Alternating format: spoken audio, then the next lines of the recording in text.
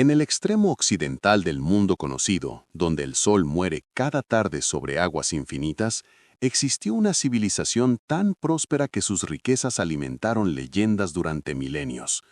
Los griegos la llamaron Tartesos, el reino que surgió de la niebla del tiempo como un faro de civilización cuando Europa aún dormía en la oscuridad.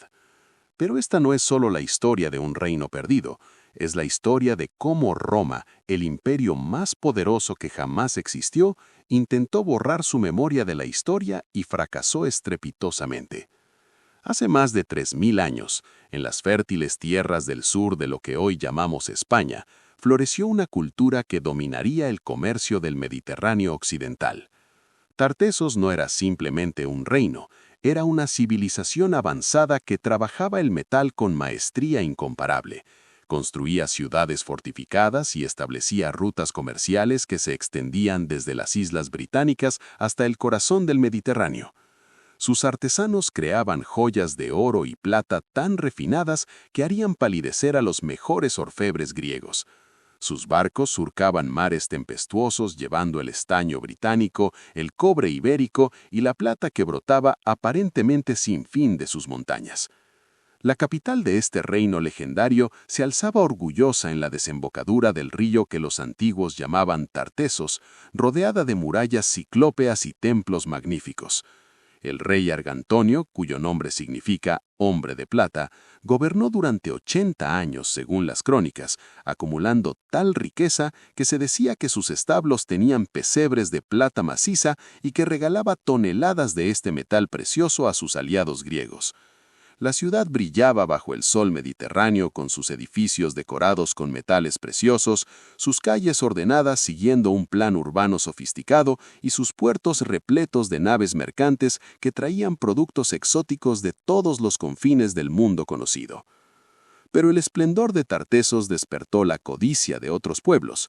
Los fenicios de Tiro, maestros del comercio marítimo, establecieron colonias en las costas hispanas, siendo Gadir la más importante. Inicialmente, la relación fue de cooperación mutuamente beneficiosa. Los fenicios aportaban sus redes comerciales mediterráneas y sus conocimientos de navegación, mientras que los tartesios proporcionaban acceso a los recursos minerales del interior peninsular. Durante generaciones, este equilibrio mantuvo la prosperidad de ambos pueblos. Sin embargo, cuando Tiro cayó bajo el poder de Babilonia, su colonia más poderosa, Cartago, heredó el control de las rutas comerciales occidentales. Los cartagineses no eran meros comerciantes, eran conquistadores ambiciosos que veían en Hispania no un socio comercial, sino un territorio para explotar. Alrededor del siglo VI antes de nuestra era, algo catastrófico ocurrió. La gran ciudad de Tartesos desapareció. No gradualmente, no por un declive económico natural, sino súbitamente, como si la tierra misma la hubiera devorado. Las teorías abundan sobre su destino. Algunos historiadores sugieren que un maremoto devastador arrasó la ciudad costera.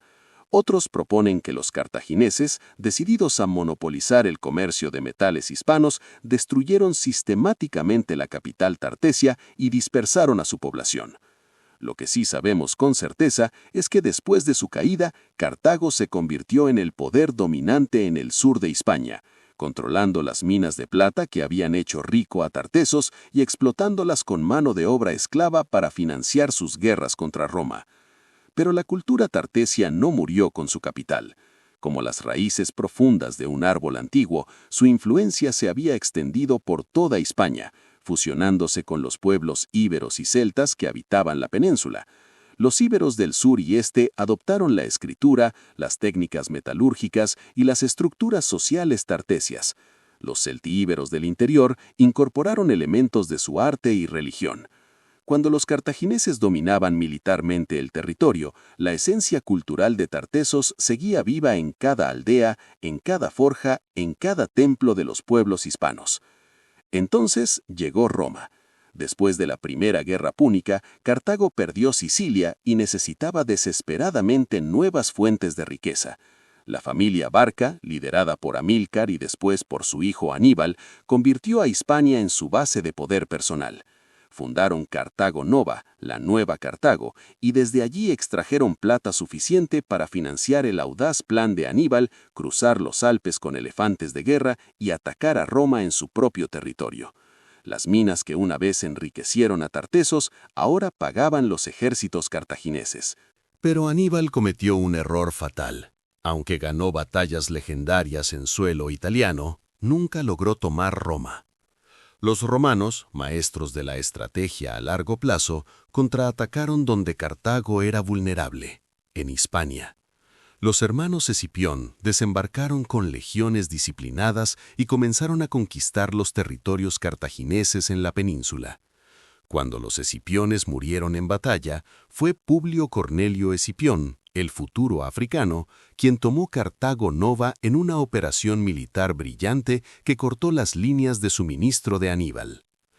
Roma había llegado a Hispania para expulsar a Cartago, pero rápidamente descubrió que la península era demasiado valiosa para abandonarla. Las minas de plata, las tierras fértiles, la posición estratégica, todo esto hacía de Hispania un premio demasiado tentador.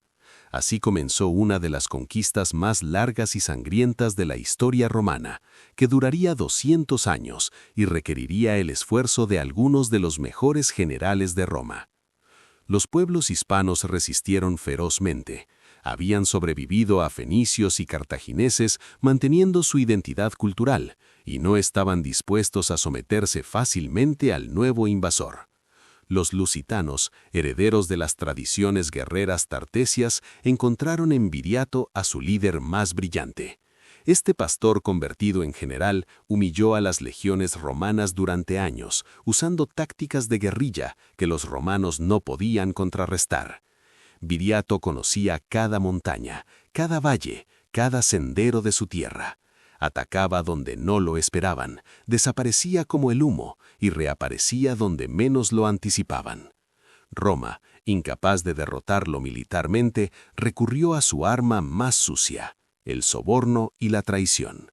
Los romanos pagaron a 3 hombres de confianza de Viriato para que lo asesinaran mientras dormía. Cuando los asesinos fueron a Roma a reclamar su recompensa, el Senado les respondió con desprecio que Roma no pagaba a traidores. Era un mensaje claro. Incluso Roma reconocía la vileza necesaria para vencer a este héroe hispano. Pero Viriato era solo uno de muchos. Los celtíberos del interior, particularmente los habitantes de Numancia, escribieron una de las páginas más épicas de resistencia contra Roma. Durante décadas, esta pequeña ciudad en lo alto de una colina resistió los asedios de ejércitos romanos completos. General tras general romano fracasó ante sus murallas. La humillación llegó a tal punto que el Senado envió a Escipión Emiliano, el destructor de Cartago, para terminar con el problema de Numancia. Escipión construyó un muro de asedio de 90 kilómetros rodeando completamente la ciudad, cortando toda posibilidad de ayuda exterior.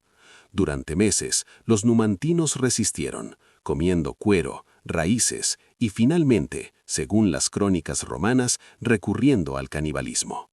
Cuando finalmente Escipión entró en la ciudad, encontró un campo de cenizas y cadáveres. Los numantinos habían preferido quemar su propia ciudad y suicidarse antes que entregarse a Roma. De 8.000 habitantes, solo unos pocos sobrevivieron para ser vendidos como esclavos. Roma había ganado, pero la victoria tenía el sabor amargo de la ceniza. Hispania estaba conquistada militarmente, pero su espíritu no estaba quebrado. Y aquí es donde la historia toma un giro irónico que los emperadores romanos jamás anticiparon. Para controlar Hispania, necesitaba romanizarla, transformar a los bárbaros hispanos en ciudadanos romanos útiles. Construyeron ciudades magníficas con acueductos, teatros, circos y templos.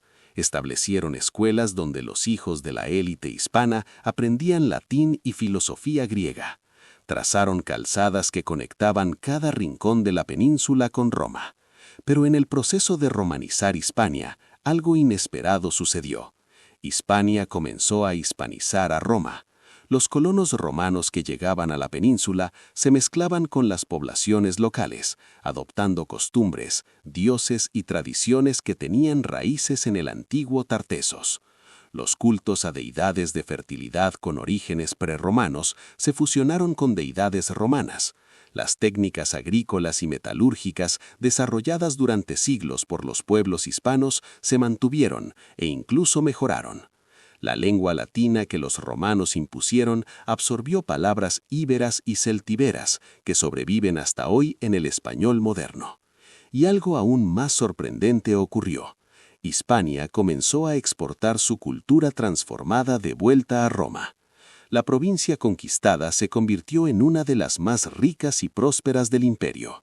Sus minas seguían produciendo plata, pero ahora también producía aceite de oliva, vino, garum, la salsa de pescado fermentado que enloquecía a los gourmets romanos y, sobre todo, producía hombres brillantes que transformarían el imperio desde adentro. Trajano fue el primero, el emperador nacido en Itálica, cerca de Sevilla, sobre tierras que una vez fueron tartesias. Bajo su gobierno, Roma alcanzó su máxima extensión territorial. Adriano, también hispano, fue el emperador filósofo que consolidó las fronteras del imperio y construyó maravillas arquitectónicas que aún asombran al mundo.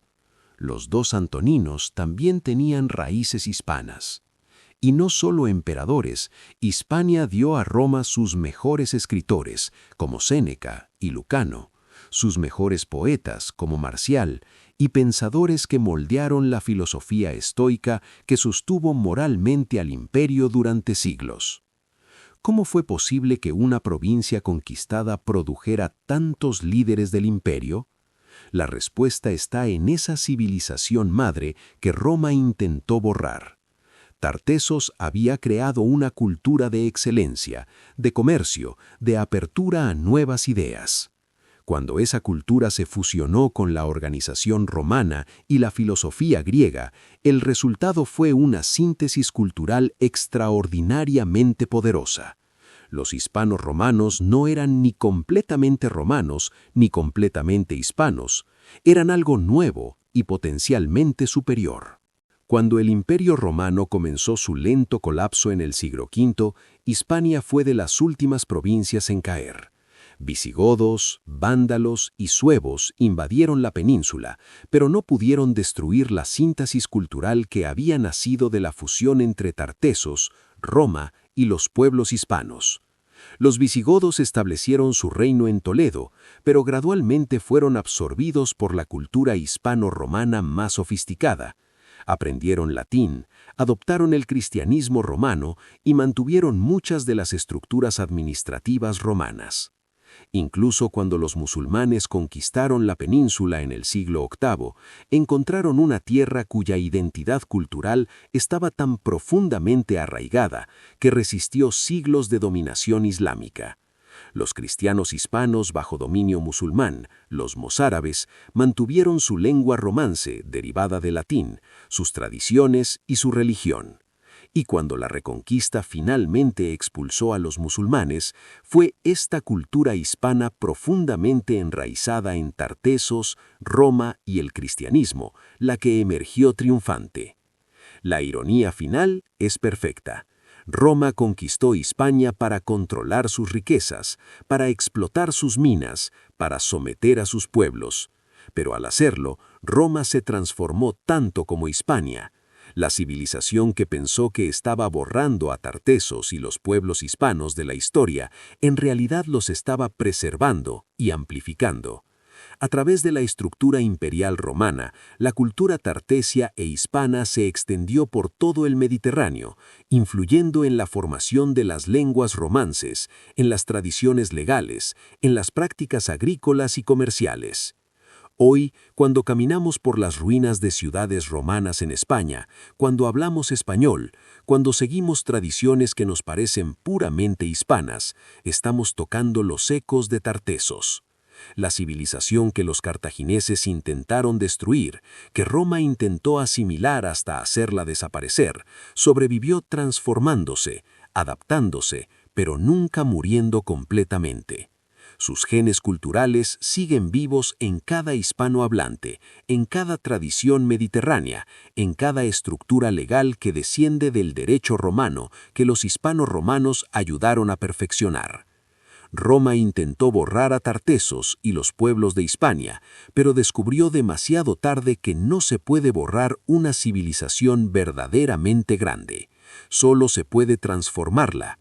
Y en esa transformación, a veces, los conquistados conquistan a los conquistadores de maneras que ningún ejército podría lograr. La historia de Hispania es la prueba viviente de que la verdadera victoria cultural no se mide en batallas ganadas, sino en ideas que sobreviven, en tradiciones que perduran, en la capacidad de un pueblo para mantener su esencia, incluso cuando todo parece perdido.